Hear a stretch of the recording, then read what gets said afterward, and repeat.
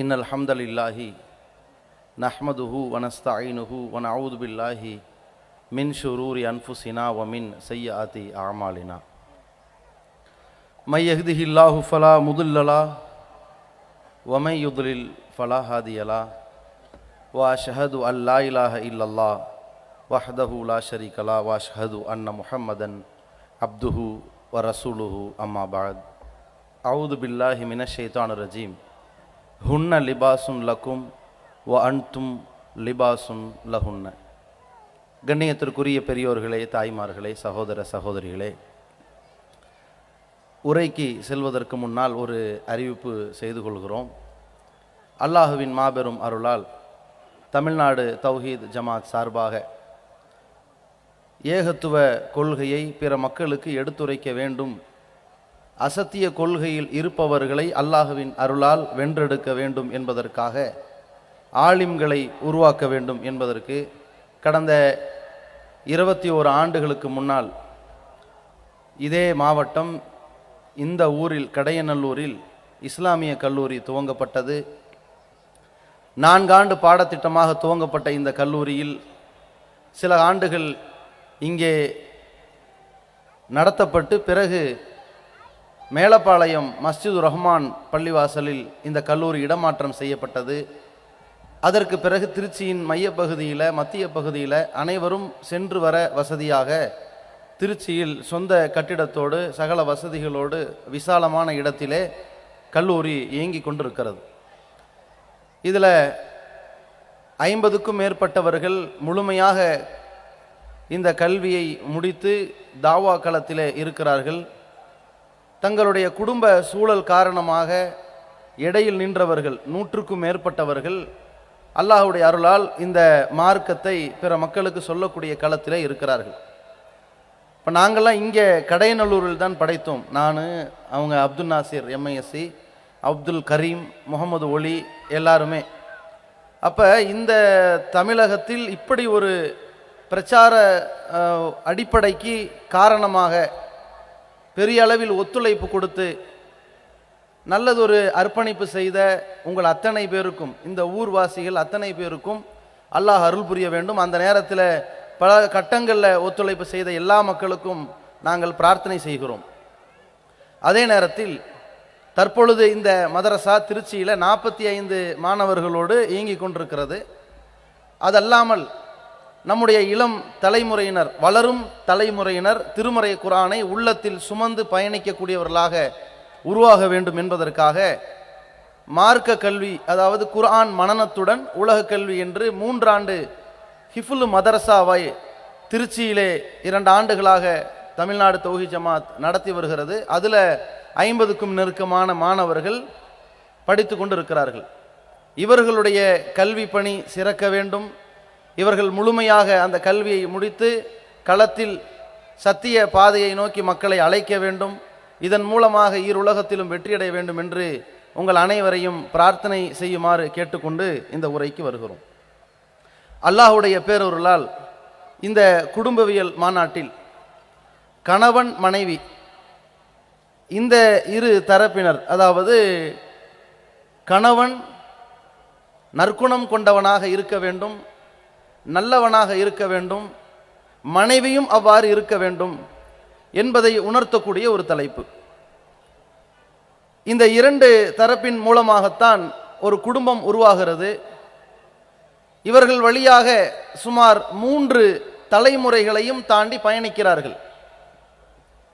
தங்களுடைய வாழ்க்கை, கணவன் மனைவி என்ற இந்த வாழ்க்கை, பிறகு பிள்ளைகளை பெற்றெடுத்து அவர்களை வளர்க்கக்கூடிய ஒரு வாழ்க்கை, அவர்களை திருமணம் முடித்து கொடுத்து பேரம்பேத்தியை எடுத்து வாழக்கூடிய ஒரு வாழ்க்கை என்று சொல்லி நெடுங்காலம் இந்த பந்தம் ஆரோக்கியமாக தொடர்ந்தால்தான், அந்த பாலம் உறுதியாக இணைந்திருந்தால்தான் குடும்பம் சிறப்பாக விளங்கும் என்பதை எல்லோரும் புரிந்திருக்கிறோம்.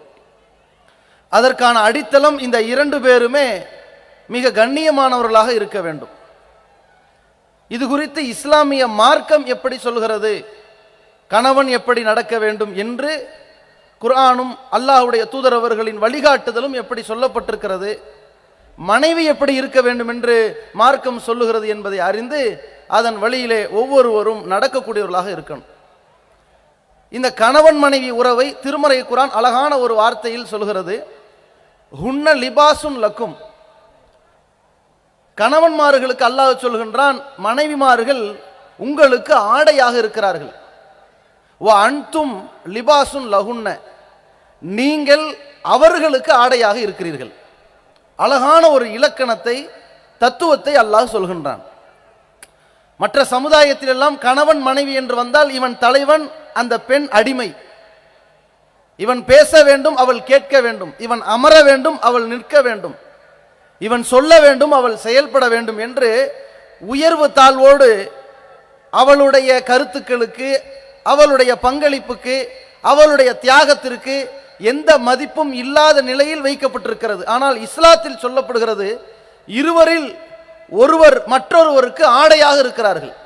ஆடை என்றால் ஆடைதான் வெப்பத்திலிருந்து நம்மை தடுக்கிறது, குளிரிலிருந்து நம்மை காக்கிறது, குறைகளிலிருந்து நம்மை மறைக்கிறது, கண்ணியத்தை நமக்கு பெற்று தருகிறது.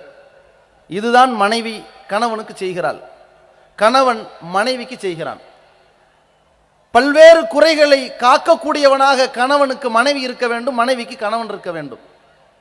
இது இருவருக்கும் பொதுவாக மார்க்கம் சொல்லி தந்திருக்கிற அடிப்படை. இப்ப கணவன் எப்படி இருக்க வேண்டும் என்று அது ஒரு தனி தலைப்பாக நீங்கள் பாருங்கள்.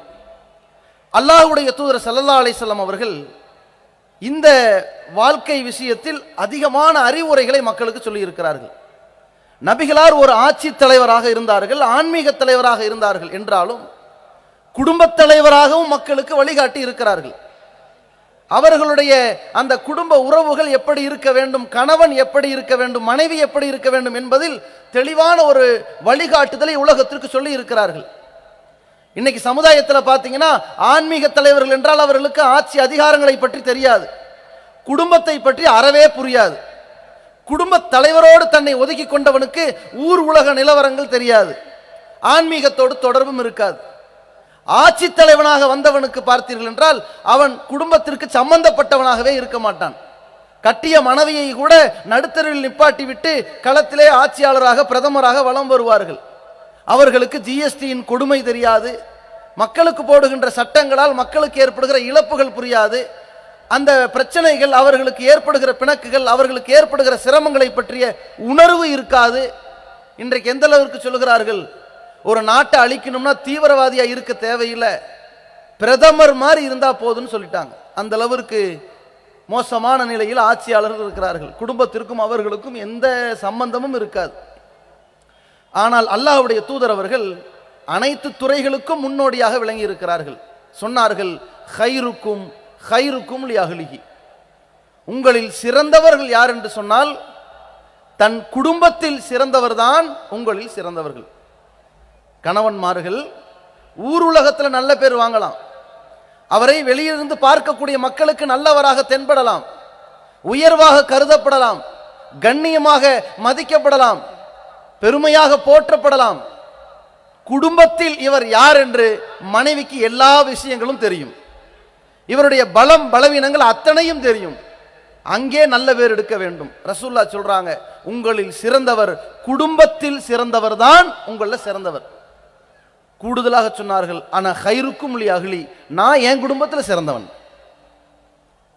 அல்லாஹ்வுடைய தூதர் அவர்கள் மக்கள் மத்தியிலும் சிறந்தவர்கள், தன் மனைவிமார்களிடத்திலும் சிறந்தவர்களாக வாழ்ந்தார்கள். அவர்கள் மனித குலத்திற்கு இந்த குடும்ப உறவுகளை கற்றுக் கொடுத்தார்கள். அதுல கணவன்கிட்ட இருக்க வேண்டிய அம்சம் என்ன? முதல்ல திருமணம், அதன் துவக்கம். வாழ்க்கையின் எல்லா கட்டத்திலும் அவர்களிடத்தில் நிம்மதி வர வேண்டும் என்று சொன்னால் இந்த மன வாழ்க்கையை வர்த்தகமாக ஆக்கிவிடக் கூடாது. இது ஒவ்வொரு ஆணும் திருமணம் முடித்திருக்கிற ஒவ்வொரு ஆணும் உள்ளத்தில் சுமக்க வேண்டிய விஷயம். அல்லாஹ் சொல்கிறான், திருமணம் முடிக்கின்றாய், அந்த பெண்களுக்கு அவர்களது மனக்கொடைகளை மனமுவந்து கொடுங்கள். மனமுவந்து, இவள் தான் உழைக்கிறாள், இவள் தான் சிரமப்படுகிறாள், இவள் தான் தியாகம் செய்கிறாள், தன் குடும்பத்தை விட்டு வருகிறாள், தன் உறவுகளை விட்டு வருகிறாள், பல நட்புகளை விட்டு ஒதுங்கி விட்டால் நமக்காக வேண்டி வாழ்க்கையை, பழக்க வழக்கங்களை, சேவைகளை செய்ய முனைந்திருக்கிறாள். பிள்ளையை சுமக்கிறாள், பல சிரமங்களுக்கு ஆளாகிறாள், வாந்தி எடுத்து மசக்கையிலே தவிக்கின்ற பொழுது அந்த சிரமத்தை கூட சுகமாக சுமையை கருத்தில் கொண்டு செயல்படுகிறாள். நமக்கு ஒரு வாரிசை உண்டாக்கி கொடுப்பதற்கு தன்னுடைய உயிரை பணயம் வைத்து பிரசவ வேதனையை அனுபவிக்கிறாள். இப்படிப்பட்டவளுக்கு ஒரு மனக்கொடையாக அவள் கேட்பதை மனதார கொடுக்கக்கூடியவன் தான் மனிதாபிமானம் உள்ள கணவன். எந்த இடத்துல இங்கே மகர் கொடுக்கறதுக்கு பதிலாக வரதட்சணைன்னு ஆரம்பிக்கிறானோ அன்றைக்கே குடும்பம் நாசத்தை நோக்கி நரகத்தை நோக்கி பயணிக்க துவங்கிவிட்டது. பிசினஸ் டீலிங்ல ஃபேமிலியை அமைத்து கொண்டானையானால் மிகப்பெரிய இழிவை சந்திப்பான். சிலர் இருப்பார்கள், கல்யாணம் ஆனதிலிருந்து சாகர வரைக்கும் பிசினஸா இருக்கும். கல்யாணம் பண்ணும்போது நமக்கு கொடுக்கறாங்களா நம்மள்ட்ட இருந்து எடுக்கிறாங்களா கணக்கு பார்த்து கொண்டே இருப்பார்கள். இவன் பார்க்காவிட்டாலும் இவன் அக்கால் பார்ப்பாள், இவன் தாய் பார்ப்பார். ஆனால் அவள் தன் மகள் விஷயத்திலே கட்டி கொடுக்க இடத்துல பார்க்க மாட்டாள். ஆனா மக விஷயத்துல ஒரு பெண்ணை கட்டி வந்ததற்கு பிறகு என்ன போட்டாங்க, என்ன கொடுத்தாங்க, இடம் இருக்கா இல்லையா, சீதனங்கள் வருமா வராதா, பணங்கள் கிடைக்குமா கிடைக்காதா, நகைகள் இவ்வளவுதானா இன்னும் கிடைக்காதா, இன்னும் எவ்வளவு போட போகிறார்கள், எப்போது கிடைக்க போகிறது என்கின்ற வர்த்தக நோக்கத்திலேயே இருப்பார்கள். பிரச்சனைன்னு மனக்கசப்புன்னு ஆரம்பிச்சா உங்க வீட்டில் என்னத்தை கொடுத்தானுங்க என்று ஆரம்பிப்பார்கள். ஒவ்வொரு கணத்திலும் அந்த வர்த்தக எண்ணம் இருக்கும், வெறி இருக்கும். கல்யாணம் ஆயிடுச்சு, சில மாதங்கள் கழிச்சிருச்சு, எத்தனை விருந்துகள் பெண் வீட்டார் சரப்புல போடப்பட்டுச்சு, அந்த எதிர்பார்ப்பு இருக்கும். முதல் வாரம் போட்டாங்களா, பெண்ணுடைய அண்ணன் போட்டானா, பெண்ணுடைய சித்தப்பா போட்டாரா, பெரியப்பா போட்டாரா, யாரு பாக்கி விடாம விருந்து சாப்பிட்டு வந்தாச்சா, கணக்கு முடிஞ்சிருச்சு, 7-8 மாசம் முடிஞ்சிடும். இப்படியே பிச்சை சோத்துல போயிடும். அதுக்கு பிறகு 7-8 மாசம் கழித்து இவள் நிறை மாத கர்ப்பிணியா நிற்கிற நேரத்தில் தலப்பிரசவத்தை யார் பாப்பா? எழுதப்படாத சட்டம், பெண் வீடு தான் பார்க்கணும். ஏன் இந்த தருதலைக்கு செலவழிக்க முடியாது, வக்கீல்ல. இப்ப என்ன, பெண் வீடு தான் பார்க்க வேண்டும். அதுவும் உயர்தர மருத்துவமனையில் பார்த்திருக்க வேண்டும். பெண்ணுக்கு குழந்தைக்கு ஏதாவது ஆச்சுன்னா நீங்கெல்லாம் கஞ்சத்தனம் பண்ணிட்டீங்க, நல்ல டாக்டர்கிட்ட காட்டல, நல்ல மருத்துவமனையில் காட்டல, போச்சா என் புள்ள போச்சான்னு இப்போ தான் புள்ளன்னு பேசுவான். அது வரைக்கும் ஊரா விட்டு புள்ள மாதிரி பார்த்து கொண்டிருப்பான். இந்த பிள்ளை வளர்ந்து இந்த பிள்ளைக்கு என்ன கொடுத்தார்கள்? மொட்டை அடிக்கும் போது கொடுத்தார்களா, கத்னா பண்ணும் போது கொடுத்தார்களா, சிறுமிக்கு காது குத்துறதே கிடையாது இஸ்லாத்துல, காது குத்தும் போது கொடுத்தார்களா, அவள் சமயம் அதாவது பருவம் அடைந்த பொழுது அந்த பெண்ணுக்கு கொடுத்தார்களா, கல்யாணம் பண்ணி வைக்கும் போது உங்க அப்பா என்ன கொடுத்து அனுப்பினார்னு தாமகளுக்கும் இந்த வரதட்சணையை கேட்டுக்கொண்டே இருப்பான். குடும்பம் உருப்பிடுமா? கடைசி வரைக்கும் விளங்காது. இது வர்த்தகமா இருக்கக்கூடாதுங்க, மனிதாபிமானத்தோடு இருக்கணும், மனமும் வந்து அது நடக்கணும்.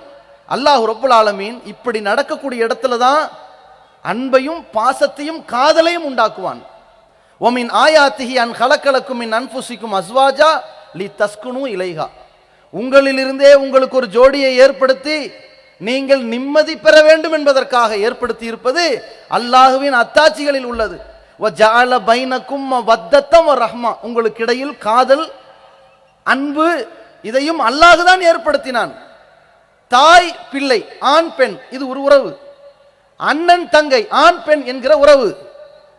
தந்தை மகள், ஆண் பெண் உறவு. இவர்களுக்கு இடையெல்லாம் வந்திருக்கிற அன்பு பாசம் கருணை எல்லாம் காரண காரியத்தோடு வந்தது.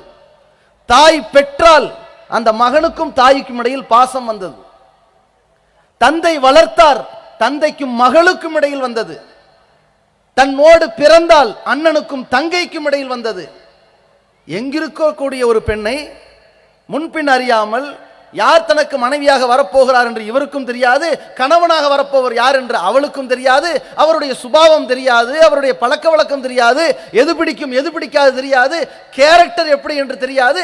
திருமணம் முடிக்கிறார்கள், இருவரும் இணைகிறார்கள், நிம்மதியாக நெடுங்காலம் 50, 60, 80, 90 ஆண்டுகள் வாழ்கிறார்கள் என்றால் அல்லாஹ் ஏற்படுத்தி இருக்கிற அன்பு, அவன் ஏற்படுத்தியது. அவன் ஏற்படுத்தின அன்புன்னு சொன்னா, அவன் அந்த அன்பை உங்களுக்கு நமக்கு மத்தியில் ஏற்படுத்த வேண்டும் என்று சொன்னால் அவன் சொன்ன மாதிரி குடும்ப வாழ்க்கை இருந்தால் அது நடக்கும். இல்லாவிட்டால் அந்த திருமணம் என்பது நரகமாக மாறிவிடும். அப்ப இந்த கணவனுக்கு சொல்லக்கூடிய அம்சங்களை அல்லாஹ்வுடைய தூதர் அவர்கள் கற்றுத்தருகிறார்கள். இவன் செய்ய வேண்டிய அத்தியாவசிய கடமை இருக்குது. ஓ அலல் மௌலூதி, அல்லாஹ் சொல்கிறான், பிள்ளையை பெற்றான், இந்த தந்தைக்கு என்ன பொறுப்பு இருக்கிறது? ரிஸ்கு ஹுன்ன ஒ கிஸ்வத்து ஹுன்ன பில் மாரூஃப். அந்த பெண்ணுக்கு, மனைவிக்கு உணவளிப்பது, உடை கொடுப்பது இவன் மீது கடமை. இதை செஞ்சு ஆகணும். அல்லாஹ்வுடைய தூதர் சொல்றாங்க, நீ உண்ணும் போது அவளுக்கு உண்ண கொடு, நீ உடுத்தும் போது அவளுக்கு உளுத்து கொடு. இது உணவும் உடையும் கட்டாய கடமையில் வந்து சேர்ந்து விட்டது. திருமணம் முடித்து வந்து விட்டார்கள், இதில் கணக்கு பார்க்க கூடாது. அதற்கு ஏற்றவாறு அவர்களுக்கு கொடுத்து கொண்டிருக்க வேண்டும். உணவாக இருந்தாலும் சரி, உடையாக இருந்தாலும் சரி, நம் விருப்பத்தை போன்று அவர்களுக்கும் விரும்ப வேண்டும். அல்லாஹ் சொல்லிவிட்டான். இதை அல்லாஹ்வுடைய அருளால் கணவன்மார்கள் தங்களால் இயன்றளவு சக்திக்கு மீறி கூட செய்கிறார்கள். ஆனால் மனைவி கணவன்கிட்ட என்ன எதிர்பார்க்கிறார்கள் என்பதை பல குடும்பத்தில் விளங்காமல் இருக்கிறார்கள். அவங்க என்ன எதிர்பார்ப்பாங்க? நிறைய விஷயங்களை எதிர்பார்க்கிறார்கள். அதில் பிரதானமாக அவர்கள் எதிர்பார்ப்பது, கணவன் நம்மிடத்தில் மென்மையா நடக்கணும், ரஃப் அண்ட் டஃபா டீல் பண்ணக்கூடாது, ஹார்டா ஹேண்டில் பண்ணக்கூடாது, நம்ம இடத்துல ரொம்ப சாஃப்டா நடந்துக்கணும் என்று எதிர்பார்ப்பார்கள். அல்லாஹ்வுடைய தூதர் அவர்கள் அழகாக சொல்றாங்க, வலா தௌரிபில் வஜ். கணவன் மனைவி என்ன செய்யக்கூடாது? முகத்தில் அரைஞ்சிராத. எப்படிப்பட்ட வார்த்தை பாருங்க. இந்த பெண்ணை திருமணம் முடிக்கும் போது இவன் என்ன பேசுவான்? கண்ணே, மணியே, முத்தே, பவளமே, என் கண் சாயும் வரை, நான் ஓயும் வரை, ஒரு காலத்தில் உன்னை மறக்க மாட்டேன், பச்சை குத்த இயலாவிட்டாலும் குத்த வேண்டும் என்ற எண்ணம் இருக்கிறது, கல்வெட்டில் பறிக்க வேண்டும் என்ற விருப்பம் இருக்கிறது. கவிதையா அள்ளி தெளிப்பான். எப்ப? ஒரு மாசம். அதுக்கு பிறகு இவன் ஒரு பக்கம் இருப்பான், அவ ஒரு பக்கம் இருப்பான். ஒரு கதை கூட சொல்லுவாங்க, கல்யாணம் ஆகிறதுக்கு முன்னாடி இவன் பேசிக்கிட்டே இருந்தான். உன்னுடைய தலை நல்லா இருக்கு, உன்னுடைய மூக்கு நல்லா இருக்கு, உன் கண்ணு நல்லா இருக்கு, நீ அப்படி இருக்க, நீ இப்படி இருக்க, நீ இப்படி நடக்கிற, நீ இந்த கலர் ட்ரெஸ் போட்டா அப்படி இருக்கும். இவன் பேசிக்கிட்டே இருப்பான், அவன் கேட்டுக்கிட்டே இருந்தான். கல்யாணம் ஆனதுக்கு பிறகு இவன் பேசிக்கிட்டே இருக்கான், அவன் கேட்டுக்கிட்டே இருக்கான். ஃபீஸ் கட்டணும், வாடகை கட்டணும், கரண்ட் பில் கட்டணும், அது கட்டணும், இது கட்டணும், இருக்கட்டும். இப்படியே போயிட்டு இருக்கு வண்டி. இது குடும்பமா? இந்த இடத்துல மனைவி எங்க வெறுக்கிறா என்றால், ஒரு பிரச்சனை வருது, இவனுக்கு கைக்கு கிடைச்சது என்ன? இவனை விட பெரிய ஒரு ஆள் ஓங்கி அரிச்சிருவானா? எவ்வளவு அப்படி பயந்து நடுங்குமா?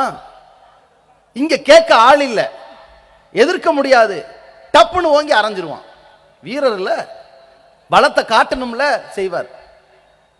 ஒன்றை புரிந்து கொள்ள வேண்டும், இவர்களை விட பலசாலி, பலமிக்கவன், ஆற்றல் மிக்கவன் அல்லாஹ் நமக்கு கட்டளையிட்டு இருக்கிறான்.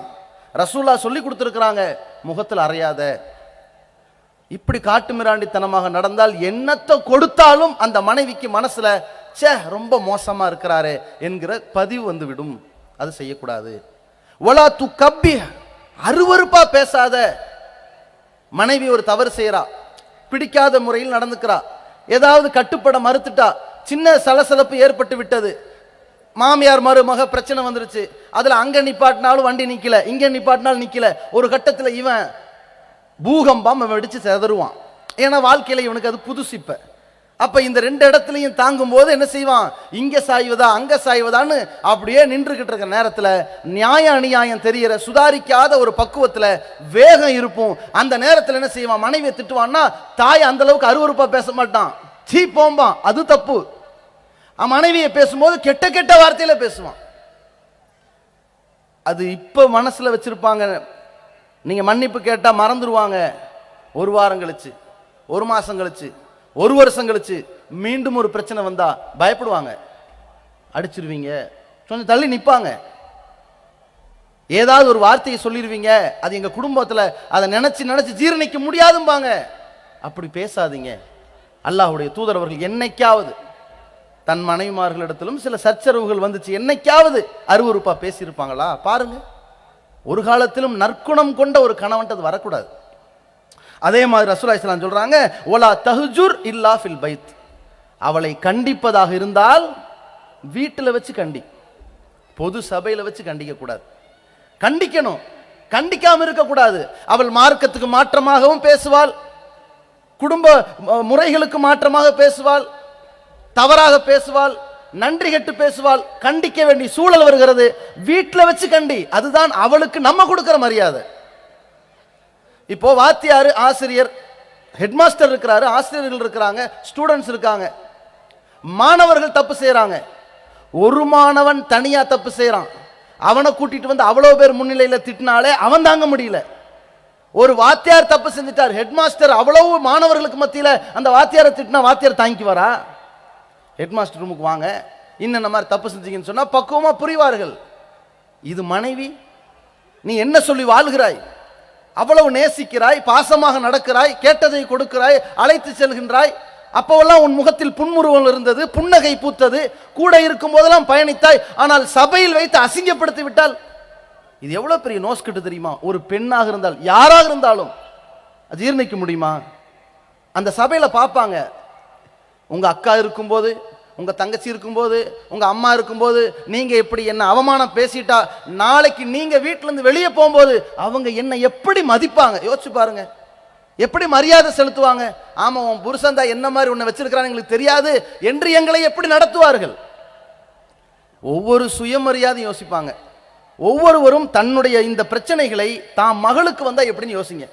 நம்முடைய மகளை ஒரு இடத்துல கட்டி கொடுத்துட்டோம், நடுத்தரில் நிக்க வச்சு அவருடைய கணவர் நம்முடைய மருமகன் கண்டபடி திட்டுறாரு, நடுத்தரில் நடக்குது, பார்த்துக்கிட்டு சும்மா இருப்போமா? கட்டி கொடுத்துட்டோமேன்னு சொல்லி கல்லு மாதிரி நிப்போமா? இப்ப என்ன வேகம் வருதோ அந்த வேகத்தை தன் மனைவிய சபையில வைத்து திட்டும் பொழுது யோசிக்கணும். சரி சரி பிரச்சனை விடுங்க, அதற்கு பிறகு கொஞ்சம் ஆற போடணும், அதற்கு பிறகு என்னன்னு நிதானிக்கணும். பிரச்சனைனா கண்மூடித்தனமாக ஒரு முடிவுக்கு போயிடக்கூடாது. இந்த நேரத்தில் நியாயமாக நடக்கணும். அல்லாஹ் சொல்கின்றான், ஏதிலு ஹுவ அக்ரபுலி தக்வா, நீதமா நடந்துக்குங்க, அது இறையச்சத்திற்கு நெருக்கமானது. பிரச்சனைன்னு வரும்போது ஒரு கட்டத்தில் நமக்கு மனைவியை பற்றி தாயார் நிறைய வருத்தப்படுவாங்க, சொல்லுவாங்க, கேட்டுக்கிட்டே இருப்போம், பதிஞ்சுக்கிட்டே இருக்கும், முடிவுக்கு வரக்கூடாது. நம் மனைவி இப்படித்தான் அப்படிங்கிற முடிவுக்கு போகக்கூடாது.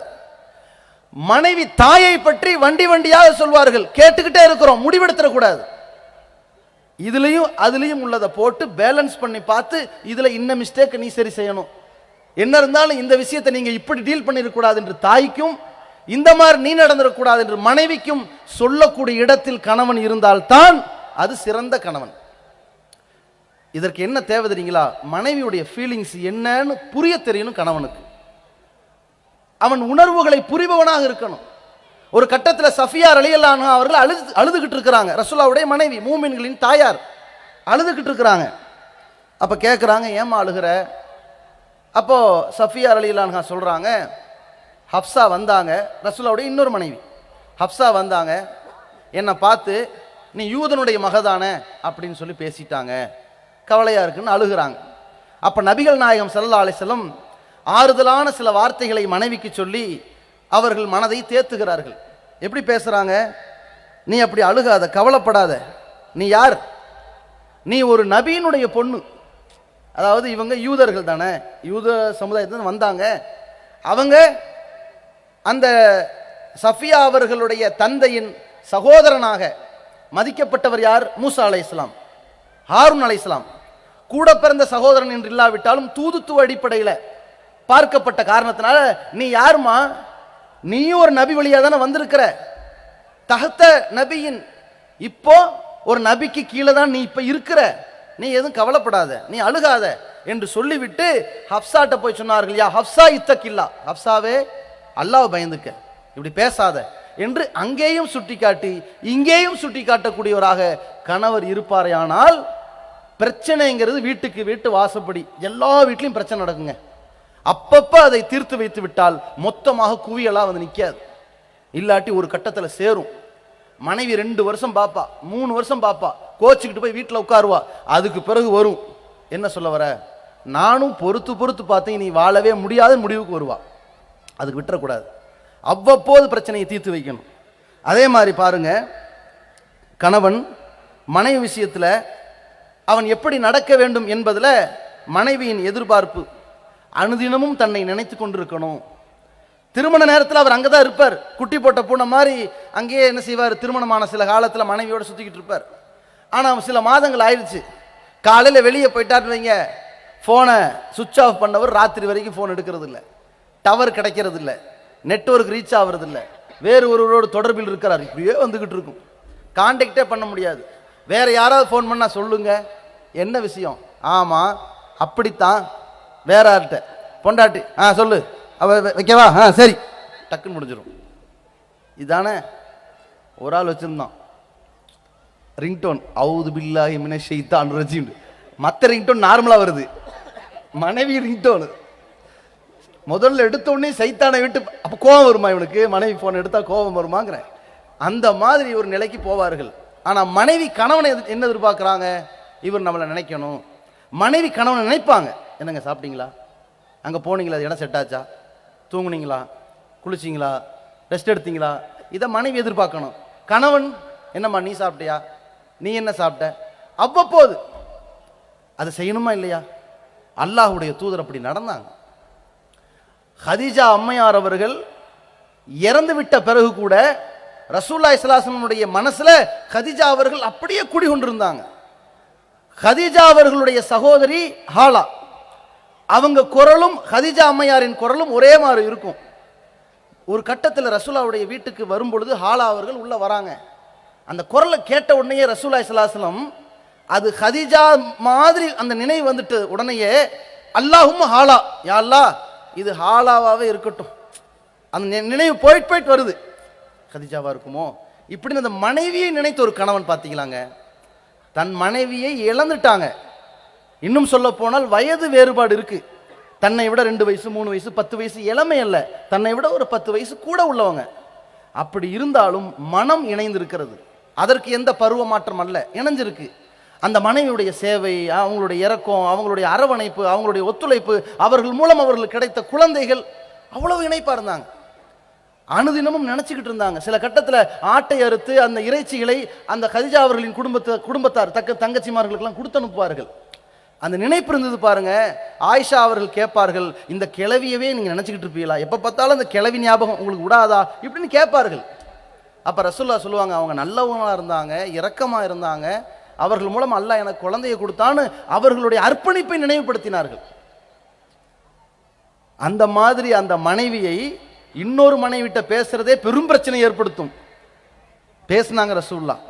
இங்கே தன் மனைவியினுடைய சேவையை, தன்னுடைய அர்ப்பணிப்பை, அந்த மனைவியினுடைய உதவியை தன் தாயிட்ட சொல்றதுக்கு இவன் வைக்கப்படுறான். நல்லா இருக்குதே, நல்லா சமைச்சிருக்கிறாங்க, கஷ்டப்பட்டு துவைச்சிருக்கிறாங்க, கஷ்டப்பட்டு இதெல்லாம் பண்ணி கொடுத்துருக்குறாங்க, இவ்வளோ பெரிய வீடு கிளீன் பண்ணாங்க என்று என்னைக்காவது தன் தாயார்ட்ட இதை புகழ்ந்திருப்பானா? பேச மாட்டான். யோசிச்சு பார்க்கணும். அந்த மனைவியின் சேவைகள் உதவிகளை கொஞ்சமாவது இவன் நினைக்கணும், அவ எதிர்பார்ப்பா, அது மாதிரி நடக்கணும். அதே மாதிரி மனைவியின் எதிர்பார்ப்பு என்ன அப்படின்னு கேட்டால் பிரதானமானது. எந்த கட்டத்திலும் இந்த கணவர் நம்மளை கைவிட்டக்கூடாது. இது எல்லாருக்கும் இருக்கும். திருமணமாகி ஒரு 2-3 வருஷம் கழிஞ்சிச்சுன்னு வைங்க, இவன் இப்படியே தான் இருப்பான். என்ன கொஞ்சம் உடம்பு அகலமாக போய்கிட்டு இருக்கும். அது நம்ம நாட்டு நிலைமை. ஒரு 50-60 ஆண்டுகளுக்கு முன்னாடி இந்தியாவுக்கும் அமெரிக்காவுக்கும் ஒரு வித்தியாசம் சொன்னாங்க. இந்திய வரைபடத்தில் உள்ளவங்களெல்லாம் பார்த்தீங்கன்னா ஒல்லியாகவே இருந்தாங்க, அமெரிக்கர்கள்லாம் பார்த்தீங்கன்னா குண்டாகவே இருந்தாங்க. இது 50 ஆண்டுக்கு முன்னாடி. இப்போ பார்த்தீங்கன்னா அமெரிக்கர்கள்லாம் ஒல்லி மாதிரி வந்துக்கிட்டு இருக்கான். இப்போ இந்தியர்லாம் பார்த்தீங்கன்னா குண்டா அகலமாக போய்கிட்டு இருப்பான். இது உணவு முறைகள் டோட்டலாக மாறி போச்சு. 10 பேரில் 8 பேர் இப்படி போயிட்டு இருக்கிறான். ஆனால் வேற எந்த மாற்றமும் இவன்ட்ட இருக்காது. ஆனால் இவள் தன் அழகை இழக்கின்ற நிலை வரும், முடிகள் கொட்டும். அப்போ இவள் மனசுலேயே ஒரு தாழ்வு மனப்பான்மை வரும். நம்மளை இவர் சரியாக பார்க்க மாட்டேங்கிறாரு, நம்மளை கவனிக்க மாட்டாரு, நம்மளை கண்டுக்க மாட்டாரு, நாம் ஒரு சபை இவர் கூட எப்படி வெளியே போய் நிற்கிறது, யாராவது இவங்க மனைவியா அப்படின்னு கேட்டால் என்ன நினைக்கிறதுங்கிற மாதிரியான ஒரு தாழ்வு மனப்பான்மை எல்லாம் இவங்க உள்ளத்தில் வந்துக்கிட்டே இருக்கும்போது ஷைத்தான் நச்சுன்னு ஒரு இடத்த போடுவான். உன் வீட்டுக்காரரு வேற எங்கேயோ தேடுறாரு, மனம் அலைப்பாயுதுன்னு போடுவான். அப்பப்ப மனைவிக்கு கணவன் நல்ல மூடில் இருக்கும்போது, ஏங்க என்ன கைவிட்டுற மாட்டீங்கல்ல, சேச்சா இவர் நானா, உன்னையா, நீதாம்மா அன்னைக்கு அப்ப பேசுவார். அதுக்கு பிறகு ஒரு பிரச்சனை வரும், உன்ன மாதிரி ஒரு பொம்பளையவே பார்த்ததில்ல அப்படின்னு அடுத்த ஒரு டயலாக் ஓடும். ஆனா மனைவிட்ட அந்த எண்ணம் இருந்துகிட்டே இருக்கும், இவர் நம்மளை கைவிட்டுருவாரோ. அப்பப்ப 2ஆம் கல்யாணத்தை பத்தி பேசுறாரு. 2ஆம் கல்யாணம் கூடுமா கூடாதான்னு இவருக்கே தேவையில்லாத இந்த விவாதம். இப்படி என்ன ஒரு ஆர்வம், அதுல என்ன கையில் நிறைய பணம் இருக்குன்னு வேற சொல்றாரு, நம்ம கொடுக்குற காசு போக மிச்சத்தை என்ன வேற பண்றாரு, இப்படின்னு யோசனை இருந்துகிட்டே இருக்கும். திடீர்னு போனை தூக்கிட்டு வர மாடிக்கு போறாரு. எந்த போன், ராங் காலா, யாரு, ராங் நண்பர்களா, என்ன நடக்குது, குழப்பம் வர ஆரம்பிச்சிடும். அப்ப மனைவி என்ன எதிர்பார்க்கறாங்க தெரியுங்களா? கணவன் தனக்கு துரோகம் பண்ண கூடாதுன்னு எதிர்பார்க்கறாங்க. அது உண்மை, அது நியாயம். சரி, இது இப்படி ஆப்போசிட்டா வைங்க. மனைவி கணவருக்கு துரோகம் பண்ணக்கூடாதுன்னு எல்லா கணவன்மாரும் நினைக்கிறாங்களா இல்லையா? அல்லாஹ் சொல்கின்றான், கணவனுக்கு மனைவி மீது இருக்கின்ற உரிமைகளை போல மனைவிக்கு கணவன் மீதும் உரிமைகள் இருக்கின்றது. அது பிரதான உரிமை. போல்டா இந்த கணவரோட வாழ விரும்பலன் குலா வாங்கிட்டு அவள் வேற ஒரு திருமணம் செய்யறதுக்கு மார்க்கம் அனுமதி கொடுக்குது. அதே மாதிரி கணவன் இந்த மனைவி விட்டு விட்டு அல்லது தலாக் விட்டு விட்டு இன்னொரு திருமணம் முடிக்க அனுமதி கொடுக்கிறது. ஆனால் இந்த பந்தம் இருந்து கொண்டிருக்கும் பொழுது இந்த கணவன் ஒரு பெண்ணை நேசிப்பது அல்லது இந்த பெண் வேறு ஒரு ஆணிடத்திலே தொடர்பு வைப்பது எவ்வளவு பெரிய துரோகம், அது எவ்வளவு குடும்பத்தை நாரடித்து விடும் என்பதை யோசிக்கணும். அப்ப அந்த மனைவி என்ன நினைப்பா, கணவன் தனக்கு துரோகம் பண்ணக்கூடாது நினைத்து கொண்டே இருப்பார், கைவிட்டக்கூடாது நினைப்பார். இதுல பாருங்க, ஆயிஷா ரலியல்லாஹு அன்ஹா அவர்கள் ஒரு 11 மனைவிமார்களை பத்தி சொல்றாங்க. 11 குடும்பத்தை பத்தி ஒரு சம்பவத்தை ரசூலுல்லாஹ்ட்ட சொல்றாங்க.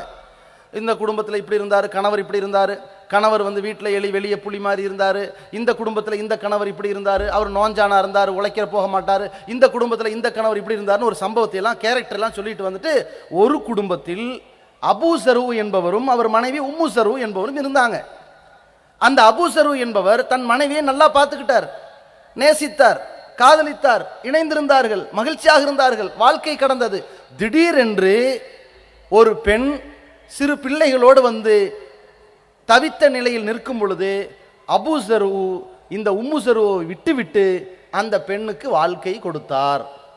இப்படி சம்பவம் முடியுது. இந்த சம்பவத்தை எல்லாம் ஆயிஷா ரலியல்லாஹு அன்ஹா ரசூலுல்லாஹ்ட்ட சொல்லிக்கிட்டு இருக்கிறாங்க. அப்ப நபிகள் நாயகம் ஸல்லல்லாஹு அலைஹி வஸல்லம் சொல்றாங்க, குன்து லகி க அபீ ஸர்இன் லி உம்மி ஸர்இன்.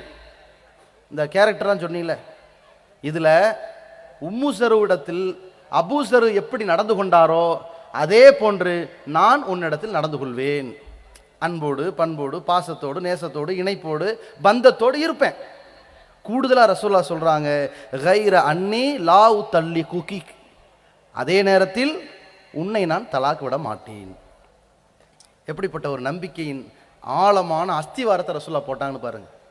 உடனே ஆயிஷா ரலியல்லாஹு அன்ஹா ரிப்பீட்டா சொல்றாங்க, ல அன்த கைருன்லி மின் அபீ ஸர்இன், சாச்சா அபூ ஸர்ஐ விட நீங்கள்லவா மிகச்சிறந்தவர் அப்படின்னு சொல்லி அவர்களுடைய இணைப்பு வருது.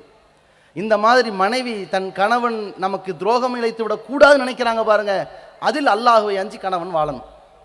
அதே போல மனைவி கணவன் இடத்தில் எதிர்பார்க்கிறது கொஞ்சம் கூட இருக்கணும், கிட்ட இருக்கணும். மணிக்கணக்கில் இருக்க வேண்டும் அல்ல, பல மணி நேரங்கள் இருக்க வேண்டும் என்று அல்ல, சில மணி நேரம் இருந்தாலும், சில மணி துளிகள் இருந்தாலும், சில நிமிடங்கள் இருந்தாலும், quality of timing, quantity of timing அல்ல. நாள் கணக்கில் இருக்கிறார், மனைவி என்ன பண்றாங்க, சீரியல் பார்த்துக்கிட்டே இருக்காங்க. நாள் கணக்கில் பக்கத்தில் உட்காந்துருக்காரு, கணவர் என்ன பண்றாரு, ஃபோன் பார்த்துக்கிட்டே இருக்கார். இங்க பப்ஜி என்ன, அங்க சீரியல் என்ன, அங்க மாமியார் மருமக அடிதடி என்ன, இந்த பக்கம் பார்த்தா இவன் வாட்ஸ்அப் என்ன, ஃபேஸ்புக் என்ன, இங்கதான் இருக்கார். இதுதான் அன்பு இணைப்பா? இதுல ஒரு கம்யூனிகேஷன் இல்லையே. அவங்க விளம்பரம் வரும்போது அப்ப என்னங்க அப்படிம்பாங்க, கூப்பிட்டியா அப்படிம்பாரு. மீண்டும் நிகழ்ச்சி வரும்போது சரி விளையாடுங்கன்னு இவர் பார்த்துட்டு இருப்பாங்க. இது என்ன போய் பந்தோங்கிறேன். இதை எதிர்பார்க்க மாட்டாங்க.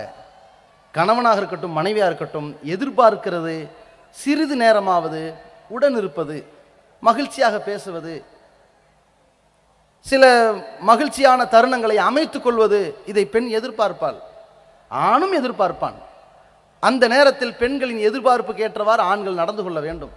அல்லாஹ்வுடைய தூதர் ஸல்லல்லாஹு அலைஹி வஸல்லம் அவர்கள் மனைவியோட பேசுவதற்குன்னு எப்படி முக்கியத்துவம் கொடுக்குறாங்கன்னா, ஒரு ஆட்சி தலைவர் தான், போர்க்களம் நடக்கிறது, பல பிரச்சனைகள் வருகிறது, ஷரியத் பிரச்சனைகள் வருகிறது, வாழ்வாதார திட்டங்கள் பிரச்சனைகள் வருது, எல்லாத்தையும் பார்த்துக்கிட்டு இருப்பாங்க. இரவு நேரத்தில் அல்லாஹுவை வணங்கி கொண்டிருக்கிறார்கள். அந்த நேரத்தில் ஆயிஷா ரலியல்லாஹு அன்ஹா சொல்றாங்க, நபி அவர்கள் இரவு நேரத்தில் எழுந்து தொழும் பொழுது அவர்கள் அமர்ந்து கொண்டு இருப்பார்கள். நான் விழித்திருந்தால் என்னிடம் கொஞ்சம் பேசுவார்கள் அந்த டைம் கூட. அப்ப என்ன நினைப்பாங்க, பரவாயில்லையே நம்மள்ட்ட மனம் விட்டு பேசுறாரு, இதாங்க வாழ்க்கை. அந்த மனம் விட்டு பேசுற மணிக்கணக்கு விடிய விடிய பேசியிருப்பாங்க. ஒரு 5 நிமிஷம் நமக்கு நேரத்தை ஒதுக்குறாங்கிற முக்கியத்துவம் இருக்கு பாருங்க. தான் முக்கியத்துவமாக கருதப்பட வேண்டும் மனைவி எதிர்பார்ப்பா. உடனே ஆயிஷா ரலியல்லாஹு அன்ஹா சொல்றாங்க, இன் குன்து நாயிமத்தன், ஒருவேளை நான் தூங்கி கொண்டிருந்தால் இல்தஜ, ரசூலுல்லாஹ் என்ன செய்வாங்க, தூங்கிட்டு இருக்காங்களோ அவங்களும் படுத்துக்குவாங்க. இப்படி இருக்கணும். அதே மாதிரி அந்த கணவன் மனைவியோடு இருக்கிற நேரத்தில் பேச்சு சூழ்நிலைகள் வரும் பொழுது ஒரே மாதிரியான ஒரு இராணுவ வீரர் மாதிரி, ஒரு சிஐடி அதிகாரி மாதிரி, ஒரு போலீஸ் அதிகாரி மாதிரி இல்லாம அது ஒரு சகலமாக கலகலவென்ற ஒரு வாழ்க்கையை அமைச்சுக்கணும். ஒரு நகைச்சுவை கோணத்தில் வாழ்க்கை பயணிக்கணும். அப்போதான் மனைவி மனமிட்டு சொல்லுவாள், நீங்கள் இருந்தால் தாங்க வீடு கலகலன்னு இருக்கு, அப்படி சொல்ல வைக்கணும். ஆயிஷா ரலியல்லாஹு அன்ஹா ஒரு கட்டத்தில் வாரசா ஐயோ தலைவலிக்குதே அப்படின்னாங்க. உடனே ரசூலுல்லாஹ் சரி சரி என்ன தலைவலிக்குதா என்னன்னு, சரியாயிடும் விடு, என்ன இப்போ தலைவலி எப்படி மௌத்தா போயிட்டுன்னு வையி, நானே உன்னை குளிப்பாட்டி நானே உன்னை கஃனிட்டு அடக்கம் பண்ணிடுறேன், ஒன்றும் கவலைப்படாத அப்படிங்கிற மாதிரி ரசூலுல்லாஹ் சொல்லிட்டாங்க. உடனே ஆயிஷா ரலியல்லாஹு தலைவலியேன்னு சொன்னவங்க, என்னது குளிப்பாட்டி கஃனிட்டு எப்படா இவ சாவா, இன்னொரு ஆளு ரசூலுல்லாஹ் பார்த்தோம், ஆஹா அந்த தலைவலி எனக்கு வந்துருச்சே. ஏன் பேசுனது ரசூலுல்லாஹ் சீரியஸுக்கு இல்லை, ஒரு நகைச்சுவைக்கு. இந்த மாதிரியாக கணவன் மனைவி வாழ்க்கை அமைஞ்சதுன்னு சொன்னால் பிணக்கு பிரிவினையே வராது. கண்ணியத்திற்குரிய சகோதரர்களே, ஏற்கனவே வாலி வசூல்லாம் எடுத்தாங்க. அவங்க எடுத்து பார்த்ததில் போதுமான அளவில் இன்னும் அவர்களுடைய தேவை பொருளாதார நெருக்கடிகளை சமாளிப்பதற்கு இன்னும் போதுமான அளவில் பொருளாதாரம் வரலை. மீண்டும் உங்கள்கிட்ட வருவாங்க, அல்லாஹ்வுடைய திருப்தியை நாடி அள்ளி அள்ளி கொடுங்க. இந்த மாநாட்டுக்கு முன்னாடி நிறைய பணிகள் தெரு தெருவா நிறைய நிகழ்ச்சிகள் நடந்துருச்சு. இதை சொல்லி ஏராளமான தாவா பணிகள் நடந்திருக்குது. அதற்கெல்லாம் பெரும் செலவுகள் ஏற்பட்டிருக்குது. அதையெல்லாம் அனுசரித்து உங்களுடைய பொருளாதாரங்களை உதவி செய்யுங்க. அதே மாதிரி கணவன் மனைவிட்ட பேசும்போது பேச்சு வழக்கில் அவள்கிட்ட கொஞ்சிறது, பட்ட பெயர் வைத்து கூப்பிடு, பட்ட பெயர்னா கேவலப்படுத்துறதுக்கு இல்லை, இழிவுபடுத்துறதுக்கு இல்லை, பேரையே கொஞ்சம் ஷார்ட் பண்ணி பேசுறது, அவருக்கு என்னவாரி வார்த்தையை சொல்லி கூப்பிட்டால் அவளுக்கு பிடிக்குமோ மகிழ்வாளோ அதை சொல்வது. ரசூலுல்லாஹ் ஆயிஷா ரலியல்லாஹு அன்ஹா ஆயிஷாவேன்னு கூப்பிடுறதுலாம் இல்லை, ஆயிஷ் ஹாதா ஜிப்ரீல், ஜிப்ரீல் வந்திருக்காரு உனக்கு சலாம் சொல்றாரு பார் அப்படின்னு அந்த ஆயிஷ் அப்படின்னு சொல்லி ரொம்ப ஷார்ட்டா செல்லமாக கூப்பிடுவாங்க. இதையெல்லாம் அவர் நபிகளாருடைய மனைவிமார்கள் அந்த இல்லற வாழ்க்கையில் ரசூலுல்லாஹ் எப்படி நடந்துக்கிட்டாங்கன்னு உலகத்துக்கு சொல்றாங்க. பார்த்தீங்களா, நபி ஸல்லல்லாஹு அலைஹி வஸல்லம் அவர்கள் பெரும் மன்னராக இருந்தாலும் அந்த இல்லற வாழ்க்கைங்கும் போது ஒரு கண்ணியமான ஒரு கணவனாக நடந்துக்கிட்டாங்க. ஆயிஷா ரலியல்லாஹு அன்ஹா சொல்றாங்க, நபிகளார் உணவு தட்டில் நான் ஒரு இறைச்சி துண்டை சாப்பிட்டால் அந்த எந்த இறைச்சி துண்டில் எனது வாய் பட்டிருக்கிறதோ கடித்து வைத்திருக்கிறேனோ அதே பொருளை எடுத்து ரசூலுல்லாஹ் நான் வாய் வைத்த இடத்தை நபிகளாரும் வாய் வைத்து சாப்பிடுவார்கள். எப்படி ஒரு இணைப்பை காட்டுறாங்க பாருங்க.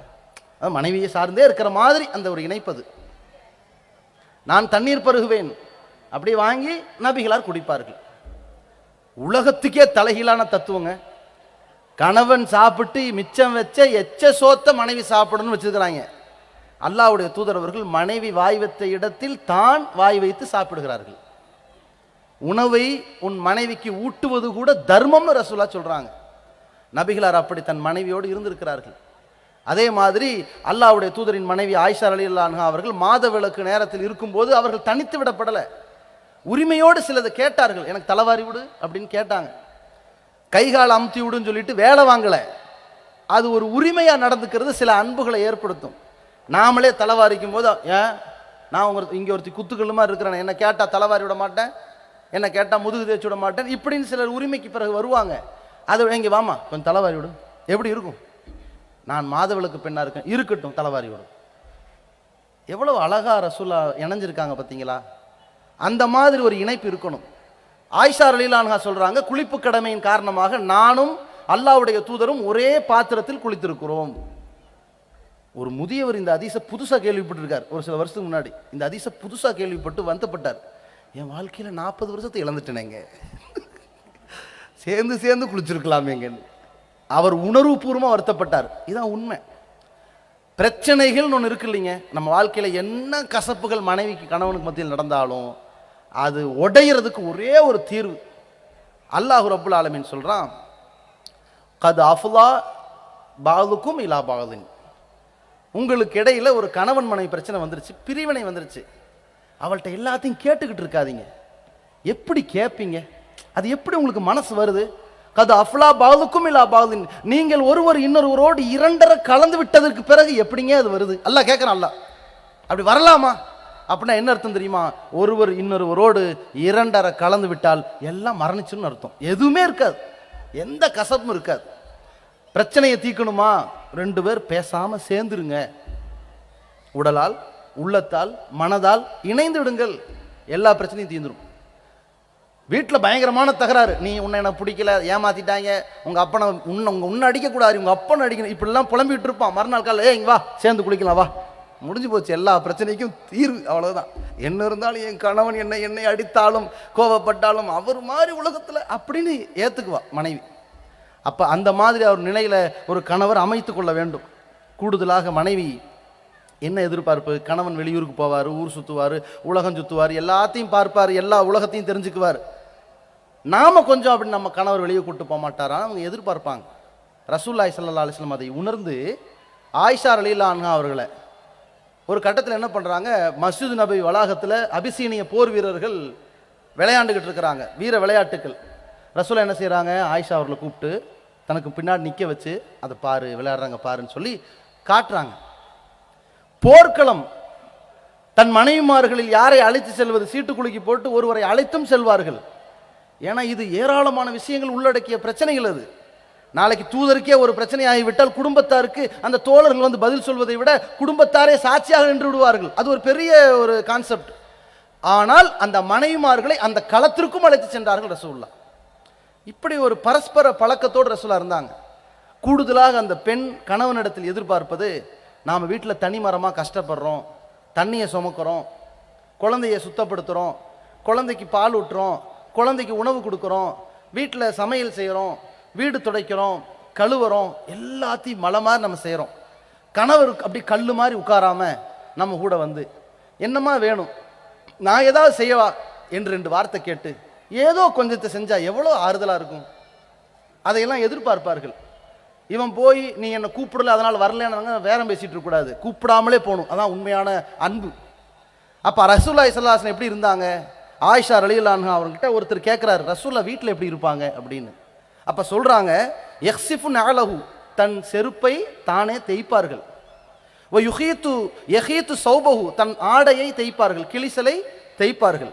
வ யாமலு கமா யாமலு அஹதுக்கும் ஃபி பைத்திஹி, உங்களில் ஒருத்தர் வீட்டில் என்னென்ன வேலையெல்லாம் செய்வீங்களோ அதை ரசூலுல்லாஹ் தான் வீட்டில் செய்வாங்க.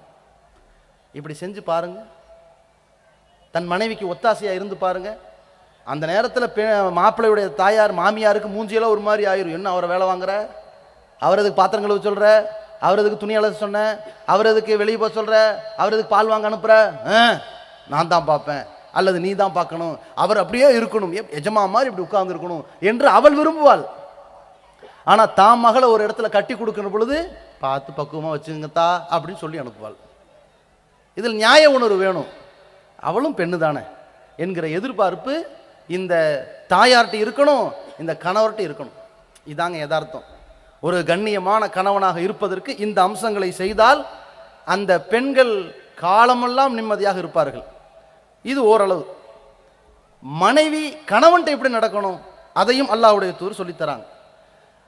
மனிதனுக்கு, குறிப்பாக ஆண்களுக்கு ரசூலா சொல்றாங்க, அத்துன்யா மத்தாவுன், உலகம் முழுக்க எல்லாம் இன்பமயமானது தான். ஒ ஹைரு மத்தாயி துன்யா, அந்த பொருட்கள்ல மிக மிக சிறந்தது எது தெரியுமா? அல் மர்அத்து சாலிஹா, சாலிகான மனைவி தான், சாலிகான பெண்ணு தான் மிக சிறந்தவர். யார் அந்த சாலிகான பெண், நல்ல மனைவி? அவர் யார்? ரசூலுல்லாஹ் சொல்றாங்க, அல்லத்தி தசுர்ருஹு இதா நலர, பார்த்த உடனேயே அந்த கணவனுக்கு மகிழ்ச்சியை ஏற்படுத்துவாள். இவன் வெளியே போய் பயங்கரமான உளைச்சல்ல வந்து நிற்பான், உழைப்பும் சரி வேலையும் சரி கடுமையான சிரமத்தில் வந்து நிற்பான். வீட்டில் நுழைஞ்ச உடனே அப்படி மனைவியை பார்த்த உடனே அப்படியே பாரத்தை இறக்கி வச்ச மாதிரி இருக்கணும். அதான் மனைவி. வீட்டில் நுழைஞ்ச உடனேயே மனைவி, வாங்க வந்துட்டீங்களா, எங்க திரிஞ்சிங்க நான் நினச்சிக்கிட்டு இருந்தேன், வாங்க உள்ள வாங்க, இவன் பண்ண கூத்த கேளுங்கன்னு அப்படியே பார்ப்பான். இதோ இவன் எனக்குன்னே வச்சிருக்கான், இவனை பார்ப்பான். கேபிள்காரன் வேற காலையில் காசு கேட்டு போயிருக்கிறான், நாளைக்கு என்ன சொல்ல போகிறோம், இப்படி ஒரு 10 விஷயம் இப்படி மண்டைக்கு ஏறும். சில பேர் இருக்காங்க பழகினவங்க, ஃபோன்லேயே விழுந்தவங்க, சரி போயிட்டு வரேன், டேய் பிரச்சனையை பாருடா, அவ்வளோதான்.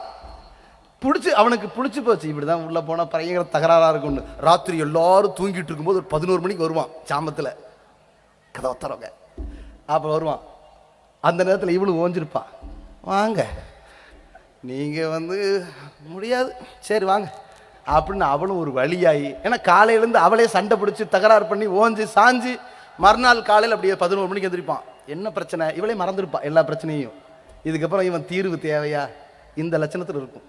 இப்படி இருக்கக்கூடாது. மனைவியை பொறுத்த வரைக்கும் முதல்ல அவரை உள்ள எடுத்துக்குங்க. அதுக்கு பிறகு நான் உட்கார வச்சு கொஞ்சம் ரெஸ்ட் எடுக்க வச்சு டீயா காப்பியா என்ன வேணும் கேட்டுட்டு அப்புறங்க அப்படின்னு ஆரம்பிங்க. பிரச்சனை இல்லை. வரதுக்கு முன்னாடி நீங்கள் ஆரம்பிச்சிங்கன்னா ஓடி போயிடுவான். இது யதார்த்தம். அதே மாதிரி கணவனை பற்றி ரசூலா ரொம்ப அழகாக சொன்னாங்க. மனைவிட்ட ஒரு பெண்ணை கூப்பிட்டு, என்னம்மா உன் கணவர் நல்லா இருக்காரா, நீ நல்லா பார்த்துக்கிறியா? நல்லா பார்த்துக்கிறேன். தெரிஞ்சுக்க, இன்னமாகுவ ஜன்னத்துக்கி உன் நாருக்கி, அவன்தான் உனக்கு சொர்க்கம், அவன்தான் உனக்கு நரகம்டாங்க ரசூலா. எப்படி ஒரு அழகான வார்த்தையை பாருங்க. இவள் அந்த கணவனுக்கு கண்ணியமாக நடந்தால் உலகத்தில் நிம்மதியாக இருப்பா. அந்த கண்ணியமாக நடந்ததற்கு மறுமையில் அல்லாஹ் சொர்க்கத்தை கொடுப்பான். இந்த கணவனுக்கு துரோகம் செஞ்சு அல்லது கணவனை அவமதித்து நடந்தா உலகமே அவளுக்கு நரகமாயிரும். நாளைக்கு இதன் மூலமாக மறுமையில் நரகத்திலிருந்து போய் விழுவா. இந்த ஒரு அறிவுரையை ரசூலா சொன்னதை ஒவ்வொரு பெண்ணும் உணர்ந்துக்கணும். ரசூலுல்லாஹி ஸல்லல்லாஹு அலைஹி வஸல்லம் ஒரு சிறந்த பெண்ணுக்கு அடுத்து சொல்றாங்க, அல்லத்தி தஸ்ருஹு இதா நதர வ துதியுஹு இதா அமர. அவன் கட்டளை இட்டால் அதை அப்படியே கட்டு செயல்படுவார், அப்படி கட்டுப்படுவார். மனைவி இருக்கணும். எதுல? அவன் செலவழிக்கிற இடத்துல இருக்கிறான், அவன் நிர்வகிக்கிற இடத்துல இருக்கிறான். அந்த அதிகாரி அவன்தான். அல்லாஹ் அவனைத்தான் ஏற்படுத்தி இருக்கிறான். அர் ரிஜாலு கவ்வாமுன் அல நிசா. அல்லாஹ் சொல்லிட்டான் குடும்பம் எப்படி இருக்கணும்னு அவன் தான் விதிச்சிருக்கிறான். அவன் சொல்லுகிறான் ஆண் தான் பெண்ணை நிர்வகிப்பவன். அப்படி இருக்கும்போது முடிவெடுக்கின்ற அதிகாரியாக அவன் இருக்கணும். இந்த இடத்துல அவன் இடுகிற கட்டளைக்கு மார்க்கத்திற்கு மாற்றமாக இட்டால் உலகத்தில் எவன் சொன்னாலும் கட்டுப்படக்கூடாது. அது பொதுவான விஷயம். லா தாஅத்த லி மக்லூக்கின் லி மாசியத்தில் காலிக். படைப்பாளனுக்கு மாற்றமாக படைப்பினங்களுக்கு கட்டுப்படுதல் இல்லைன்னு ரசூலா சொல்லிட்டாங்க. மார்க்கத்துக்கு முரணா கணவன் எதை சொன்னாலும் கட்டுப்படக்கூடாது. ஒரு கட்டு வீடு வாங்கிட்டு வான்னு பிள்ளை அனுப்புறான், நிறுத்து, ஏன் பாவத்தை தூண்டுறீங்கன்னு தடுக்கணும். அதை மனைவி கட்டுப்படக்கூடாது, அதற்கு விட்டு கொடுக்க கூடாது. ஒத்த ஆவணும் அலல் பிர்ரி வத்தக்குவா, நன்மையான இறையச்சமான காரியத்தில் தான் ஒருவருக்கொருவர் உதவி கொள்ளுங்கள் நல்லா சொன்னான். வலா தாவணும் அலல் இஸ்மி வல் உதுமான், பாவத்திற்கும் வரம் மீறுதலுக்கும் ஒருவருக்கொருவர் உதவாதீர்கள் அல்லாஹ். இதை புரிஞ்சு நடக்கணும். அப்போ கட்டுப்படுதல் என்றால் அவர் ஒரு விஷயத்தை சொல்றாரா, உணவு விஷயமா, நிர்வாக விஷயமா, செலவுகள் விஷயமா, எதை எதை செய்யலாம் எதை எதை செய்ய வேணாங்கிற விஷயமா, வெளியே போகலாமா வேணாம்ங்கிற விஷயமா, அவங்க தாயாரை பார்க்கலாமா வேணாம்ங்கிற விஷயமா, அன்னைக்கு சுண்ணத்தான் நோன்பு வைக்கலாமா வேணாங்கிற விஷயமா, அவர் என்ன கட்டளை இடுகிறாளோ நீ கட்டுப்பட்டு நட. அதே நேரத்தில் இந்த இடத்துல என்ன ஒரு பிரச்சனை வரும் என்றால், அவர் என்ன சொல்வார், நான் வீட்டிலேருந்து வெளியே போகிறேன், வேலைக்கு போகிறேன், எங்கள் அம்மா வாத்தா நீ நல்லா பார்த்துக்க, எங்கள் அம்மா வாப்பாவை நல்லா பார்த்துக்க, அவங்களுக்கு தேவையான உதவிகளை செஞ்சு கொடுத்துக்கன்னு எதிர்பார்ப்பார். ஆனால் ஒரு விஷயத்தை ஆண்கள் புரிந்து கொள்ள வேண்டும். பெண்களை திருமணம் முடித்திருக்கிறோம் என்றால் அது அம்மா மாப்பிள்ளையுடைய அம்மாவுக்கும் அப்பாவுக்கும் அக்காளுக்கும் தங்கச்சிக்கும் அண்ணனுக்கும் தம்பிக்கும் சேவகம் செய்கிற வேலைக்காரி கிடையாது. அப்படி சேவகம் செய்ய சொல்லி அல்லாஹ் கட்டளையும் இடலை. ஆனால் ஒரு புரிந்துணர்வு இருக்கிறது. அந்த கணவன் வீட்டில் இல்லாத பொழுது கணவன் தான் தன் தாய்க்கும் தந்தைக்கும் பொறுப்பாளர், உபகாரம் செய்யணும்.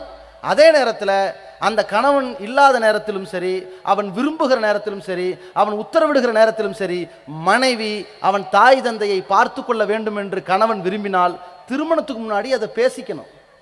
அப்படி இல்லாவிட்டாலும் மனைவி லாபகமாக இந்த குடும்பம் சிறப்பாக இயங்க வேண்டும் என்று நினைத்தால், கணவன் சொல்லாவிட்டாலும் பரவாயில்ல, அவங்க நம்ம அம்மா என்று நினைத்து அந்த தாய் தந்தை வயசான காலத்தில் இருப்பாங்க, நம்மள்கிட்ட சொத்தை கேட்க போறதில்லை, நம்மள்ட்ட வேற வேற வசதி வாய்ப்புகளை கேட்க போறதில்ல, பெரிய பெரிய நகைகளை கொட்டித்தான்னு கேட்க போறதில்ல, நாம செய்யற சாப்பாட்டில் ஒரு கரண்டி எக்ஸ்ட்ரா அரிசியை போடுங்கன்னு கேட்பாங்க, அவ்வளவுதான். நாம தூங்குறமே ஒரு ஓரத்தில் ஒரு இடம் கொடுங்கன்னு அவங்க எதிர்பார்ப்பாங்க. யதார்த்தமான பெற்றோர்களை பிள்ளை பார்க்கறதுக்கும் பிள்ளையை பெற்றோர் பார்க்கறதுக்கும் ஒரு வித்தியாசம் இருக்குதுங்க. பெத்தவன் பிள்ளை எப்படி பார்த்தான் தெரியுங்களா? அவன் ஊட்டி ஊட்டி வளர்த்தான், உதவி செஞ்சுக்கிட்டே இருந்தான், அள்ளி கொடுத்துக்கிட்டே இருந்தான். கொடுக்க கொடுக்க அவன் நினைச்சா இவன் வளரணும் வளரணும்னு செஞ்சுக்கிட்டு இருந்தான். ஆனா புள்ள அம்மா அப்பாவை எப்படி பார்க்கறான் தெரியுங்களா? என்னைக்காவது நாள் மௌத்தா போயிடுவாங்க, இருக்கிற வரைக்கும் நல்லா வைப்போன்னு இவன் செஞ்சுக்கிட்டு இருக்கிறான். தாய் தந்தை பிள்ளையை வாழணும்னு வளர்த்தாங்க. பிள்ளை தாய் தந்தைய இன்னும் 2 வருஷம் தானே, அதுக்கப்புறம் அந்த பாடி தாங்காது, இருக்கிற வரைக்கும் பார்ப்போம் என்று இவன் பார்க்குறான். இதெல்லாம் உபகாரம். இருக்கிற வரைக்கும் மகிழ்ச்சியாக பார்க்கணும், அதான் உபகாரம். நான் கேட்குறேன், ஜாபீர் ரலியல்லாஹு ரசூலுல்லாஹ் கேட்டாங்க. என்ன கேட்டாங்க? ஜாபீர்லாம் திருமணம் முடிச்சு வந்துட்டாங்க. அவங்கள கேட்குறாங்க, நீ என்ன கன்னி பெண்ணை முடித்தாயா விதவை பெண்ணை முடித்தாயா? அவர் சொல்றாரு, நான் கன்னி பெண்ணை முடிக்கல, விதவை பெண்ணை முடித்தேன். அப்போ ரசூலுல்லாஹ் சொல்றாங்க, ஹல்லா ஜாரியத்தன், என்னப்பா ஒரு கன்னி பெண்ணை முடிச்சிருக்க கூடாதா? துலாயிபுகா ஓ துலாயிபுக்கே, அவள் உன்னோடு விளையாடுவாள், நீ அவளோடு விளையாடுவாய். ரொம்ப இலக்கியமாக பேசுகிறாங்க. அந்த வயசு பொருத்தத்திலிருந்து எல்லாமே இருக்கு. மன பொருத்தமெல்லாம் இருக்கு. அதே நேரத்தில் பார்த்தீங்கன்னா சமுதாயத்தில் விதவைகள் என்பவர்கள் திருமண வாழ்க்கையை கண்டவர்கள், கன்னி பெண்கள் என்பவர்கள் அந்த அனுபவத்தையே சந்திக்காதவர்கள். அப்போ ரசூல்லா சொல்ல நீ கன்னி பெண்ணை முடித்திருக்க கூடாதான்னு கேட்டாங்க. ஆனால் ரசூல்லாவை பொறுத்த வரைக்கும் அவர்கள் ஆயிஷா போன்ற ஒரு சில மனைவிமார்களை தவிர மற்ற எல்லா பெண்களும் விதவை பெண்களை தான் முடித்தார்கள். இவங்க நோக்கமே வேற. இவர்களுடைய இல் வாழ்க்கை, இல்லற வாழ்க்கை, குடும்ப வாழ்க்கை, அதன் இறை சட்டங்கள் உலகத்திற்கு தெரிய வேண்டும்னு அல்லாஹ் ரப்புல் ஆலமீன் அந்த பலதார மனத்தை கொடுத்திருக்கிறான். அது சப்ஜெக்டே வேற. ஆனா ரசூலா சஹாபாக்கள்ட்ட சொன்னது நீ கன்னி பெண்ணை முடித்திருக்கலாமே. அப்ப ஜாபிர்லாம் சொன்ன பதில் என்ன?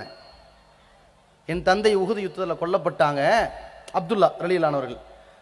அவங்க நிறைய சகோதரிகள், எனக்கு நிறைய சகோதரிகள் இருக்கிறாங்க.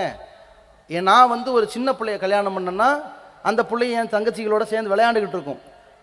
பெரியவங்களை கல்யாணம் பண்ணா என் சகோதரிகளை பார்த்து கொள்வார், ஒழுங்குபடுத்துவாள், உபசரிப்பால், அதற்காக கட்டினேன் அப்படின்னாரா இல்லையா? அதாவது கல்யாணம் பண்ணது ஜாபிரை கவனிக்கிறதுக்கா, ஜாபிரின் தங்கச்சிகளை கவனிக்கிறதுக்கா? நல்லா யோசிங்க.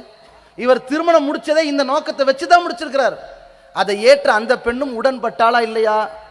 அந்த மாதிரி ஒப்பந்தத்தின் அடிப்படையில் தான் ஆண்கள் உங்களை திருமணம் முடிக்கிறார்கள். எங்க உம்மா அப்போ நல்லா பார்த்துக்குவாங்க, மருந்தை தயாரிச்சுட்டு வர வேணாம், இருக்கிற மருந்தை எடுத்து கொடுத்துட்டு பத்திரமா இருங்க, உணவை அளவா சாப்பிடுங்க, தேவையானதை எடுத்து இருக்கட்டுமா என்று நீங்க மன உணர்வோடு நடக்கிறது. அதைத்தான் எதிர்பார்ப்பார்கள்.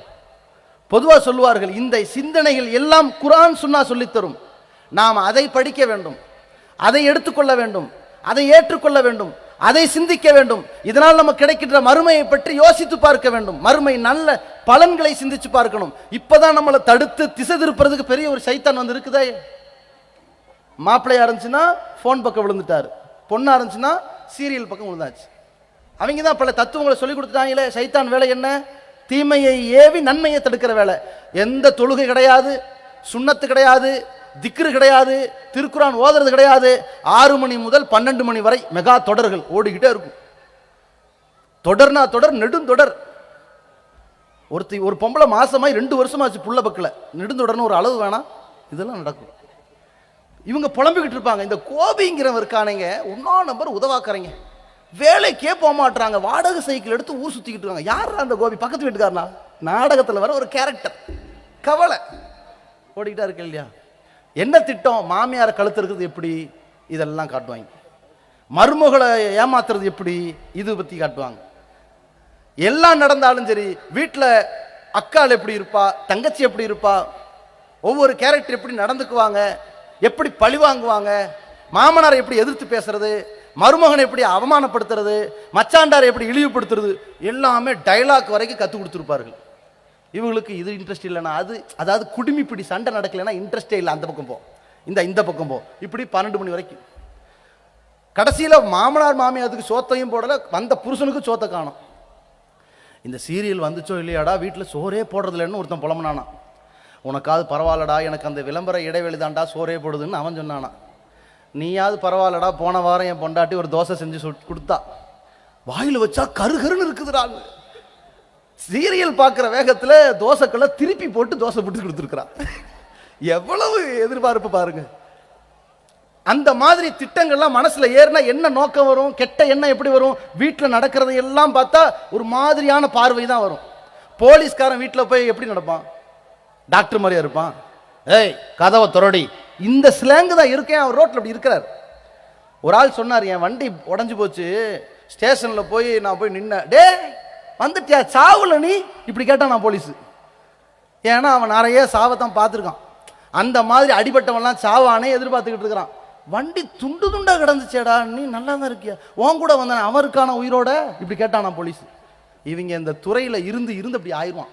அது மாதிரி பெண்கள் நாடகத்தை பார்த்து பார்த்து பார்த்து வீட்டில் என்னென்ன வார்த்தைகளுக்கு என்னென்ன வியாக்கியானம் சொல்லலாம், என்னென்ன அர்த்தம் சொல்லலாம், இந்த புடவைக்கு இத்தனை ரூபா சொல்லியிருக்கிறார்கள் என்றால் உண்மையை சொல்லியிருப்பார்களா பொய் சொல்லியிருப்பார்களா, எல்லாம் யோசிச்சுக்கிட்டே இருப்பாங்க. இதையெல்லாம் சுதாரிப்பான கணவன் இருந்தால் தான் சரி கட்ட முடியும். அவனும் சுதாரிப்பு இல்லாமல் ஒன்றும் தெரியாதவனா இதே உலகத்திலே கேமு, வாட்ஸ்அப்பு, ஃபேஸ்புக்கு வாழ்க்கையை தொலைச்சான்னா ஒன்றும் முடியாது. ஒரு கதை கூட சொல்லுவாங்க, ஒருத்தர் சுதாரிப்பு இல்லாத ஒரு கணவர், மாமியார் மருமகன் பயங்கரமான சண்டை. மருமக பார்த்தா ஒரு நாள் உலக்கை எடுத்து ஓங்கி மாமியார் கழுத்தில் அடிச்சிட்டான். மாமியார் கொஞ்சம் இழுத்துக்கிட்டு இருக்கு, அதோட மகன் வந்துட்டான். இவளுக்கு ஒரு முடிவெடுத்து சாவறதுக்குள்ளே இவளை போட்டு கொடுக்காம போகக்கூடாதுன்னு. பேச வேற முடியல. இவ என்ன பண்ணா, அப்படின்னு இருக்கான். அதாவது அந்த உலக்கை எடுத்து இவ என் கழுத்தில் அடிச்சான்னு வாக்குமூலம் தராளாம் மாமியா. அவ பார்த்தா விட்டான்னா போட்டு கொடுத்து நம்மளை கொலகாரி ஆக்கிடுவா. இந்த நேரத்தில் ஏதாவது சுதாரிக்கணும். இந்த கிறுக்கனுக்கு புரியல. இவன் ஃபோன்லேயே வாழ்றவனுக்கு எப்படி புரியும்? என்னடி சொல்கிறா எங்கள் அம்மா, யோ உலக்க மாதிரி நிற்கிறியே, இந்த கழுத்தில் இருக்கிற செயின் எடுத்து அவளுக்கு மாட்டுன்னு சொன்னான் அப்படின்டா. கடைசி கட்டத்திலையும் விடல அவ. இந்த மாதிரி பழிவாங்கும் படலமாக போயிடக்கூடாது. மனைவி என்று சொன்னால் அவங்க அம்மா அப்பாவை கவனிக்கிற மாதிரி இந்த பெண்ணுடைய நடத்தை இருக்கணும். திருமண தொடக்கத்தில் அப்படி பேசுவாங்க.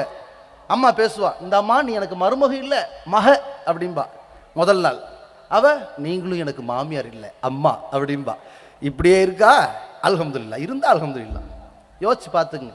அதே மாதிரி மனைவிட்ட அல்லாஹ்வுடைய தூதர் சிறந்த பெண்ணுக்கு சொல்லாங்க, வலா துகாலிஃபுஹு ஃபி நஃப்ஸிஹா வ மாலிஹி பிமா யக்ரஹு. அவன் வெறுக்கிற மாதிரி அவள் நடக்க மாட்டாள். அவனுடைய பொருளாதார விஷயத்திலும் செலவழிக்க மாட்டாள். சாப்பாட்டுக்கு தேவை எடுத்துக்கிறா. மற்ற எந்த செலவா இருந்தாலும் அவன் விரும்புற மாதிரி தான் மனைவி செலவழிக்கணுமே தவிர இவ கையை மீறி எல்லாம் செலவழிச்சுட்டு ஏங்க நான் செலவு பண்ணிட்டேங்க என்று சொல்லி அதிகாரத்தை கையில் எடுப்பவளாக ஒரு பெண் இருந்தால், அப்ப கணவர் சரி பரவாயில்ல நம்ம வீட்டில் இல்லை அவ தானே எல்லாம் மேனேஜ் பண்றான்னு விடுவா. ஒரு கட்டத்தில் மனைவி மீது வெறுப்பு அப்படியே உள்ளத்துல குடிகொன்றும். அதுல இருந்து மாத்திக்கணும். அவர் விரும்புற மாதிரி தான். இது யார் காசு? அவர் காசு.